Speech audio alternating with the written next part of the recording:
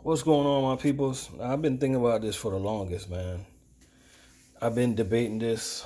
I've been going back and forth. You know, trucking is a passion of mine. And, I was an owner operator before. And,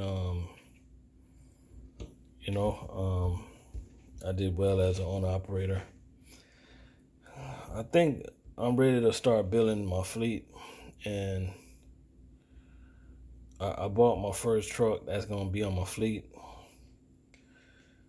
I'm going to be paying 99 cents a mile. So if you guys know anybody that's looking for a truck to drive, I'm looking for my new driver, first driver for this fleet. I'm going to pay 99 cents a mile. You're probably going to get about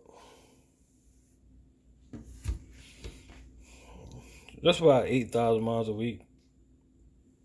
You know what I mean? Nice little truck I got, you know. Get about 10 miles per gallon.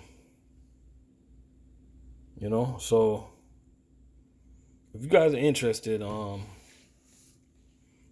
just check out the new truck, first truck I got. It's gonna be added to my fleet.